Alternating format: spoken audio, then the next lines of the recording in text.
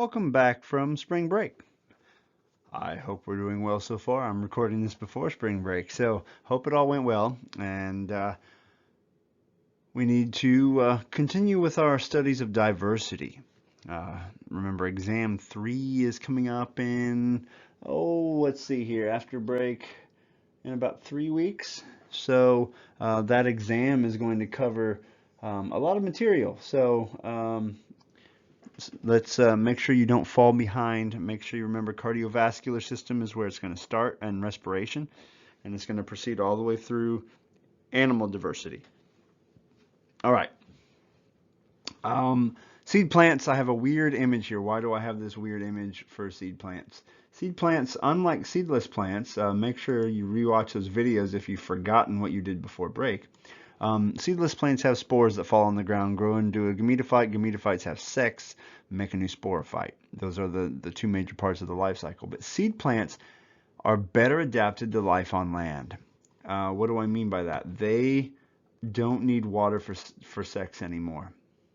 They are better adapted to life on land. They protect their babies, they provide food for their babies, and they protect them in inside of a strong container, right? So they have a baby inside of a seed with food for the baby inside of a strong container. That's what seed plants do. I have a few goals for this lesson. The major innovations that allow seed plants to reproduce in the absence of water. We're going to talk about when seed plants first show up.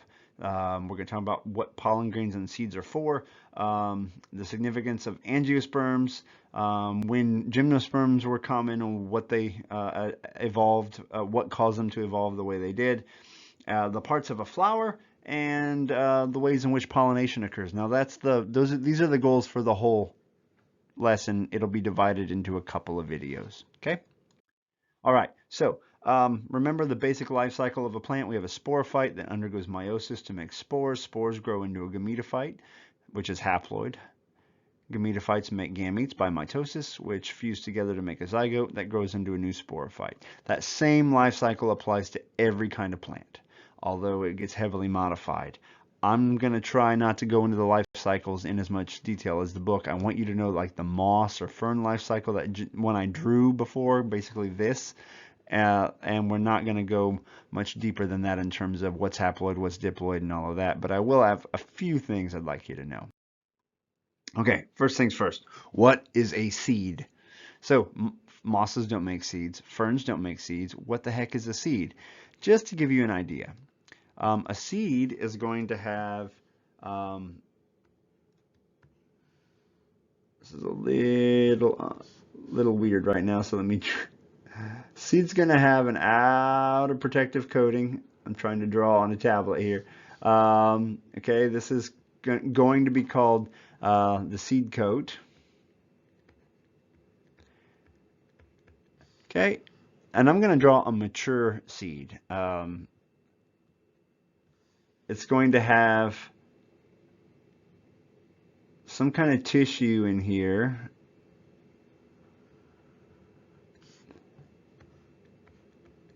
That's food for the embryo. And it's going to have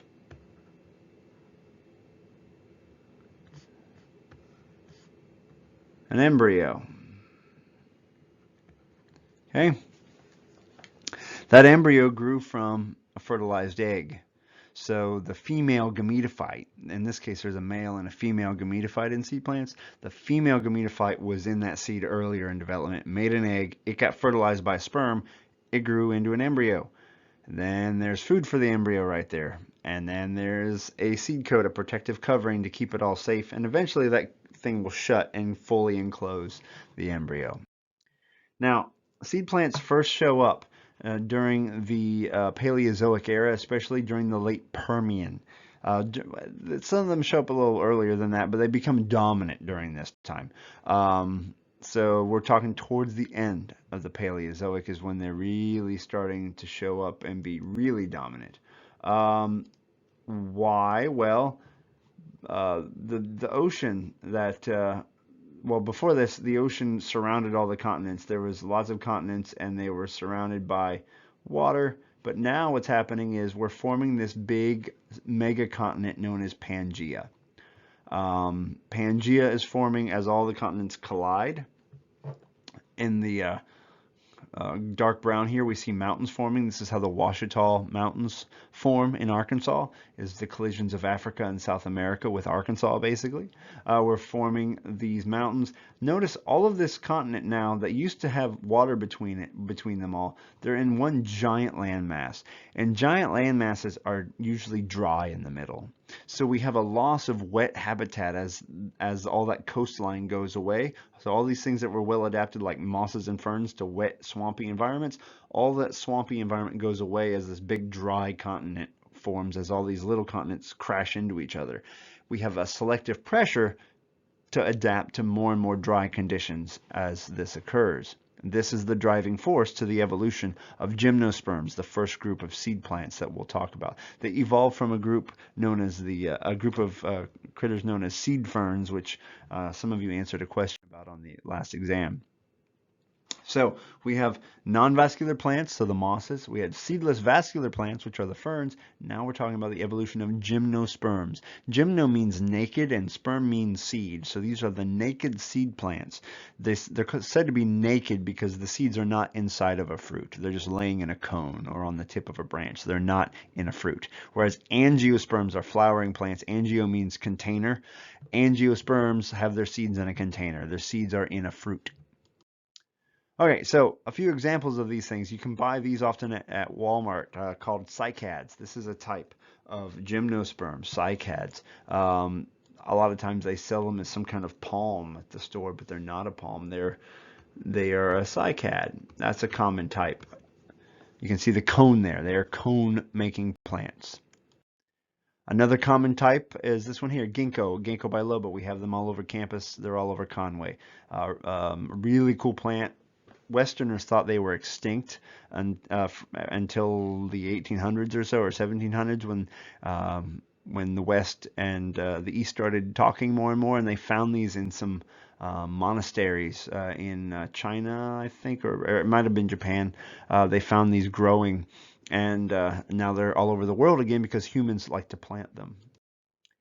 Another group of gymnosperms we can see here. Kind of a neat group. It's the Gnetophytes. I'm not going to test you on the worm Gnetophytes, but one of the common ones is ephedra. This is ephedra. It grows in the desert. This is where we get the drug ephedra, where we make fake versions of it now called Pseudofed. Ephedra has a stimulating effect. You can make tea out of it. This is an interesting group, but I'm not going to go into them in detail other than to let you know they exist. Okay. But the group that you should be most familiar with is this group here. These are the most common kind of gymnosperms. These are known as the conifers. These include things like pine trees and redwood, sequoia, and juniper, and Douglas fir, blah, blah, blah, blah. These are the biggest trees, the biggest plants in the world, and the oldest known plants in the world are conifers.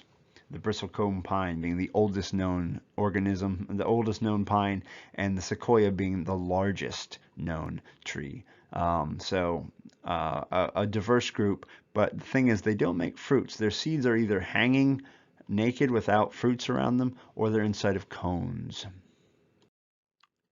So the Coniferophyta, or the conifers, this is the group, the kingdom Plantae, phylum Coniferophyta. Okay, phylum Coniferophyta, the most diverse phylum of the I want to point out that Coniferophyta is the most diverse group of gymnosperms. Okay, and they are the tallest and most long-lived trees on Earth. So sequoia trees are pretty old, 2,700 years old, and huge. But the oldest known tree is the bristlecone pine, which is over 4,000 years old, the same age as that pyramid in the picture there. Isn't that awesome?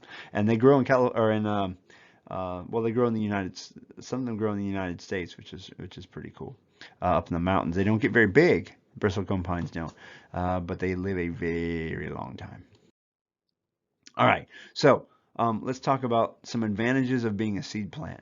Um, a lot of them have secondary growth. What is secondary growth? Secondary growth, well, primary growth is getting taller and longer. Secondary growth is being able to get wide and make wood. So seed plants can make wood.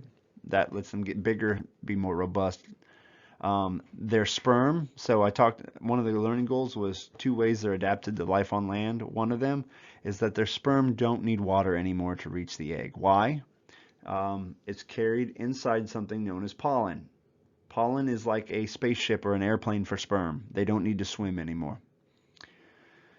So pollen is basically the male gametophyte. It makes sperm. It's a spore that grows up but doesn't get very big, and then it makes gametes. So pollen.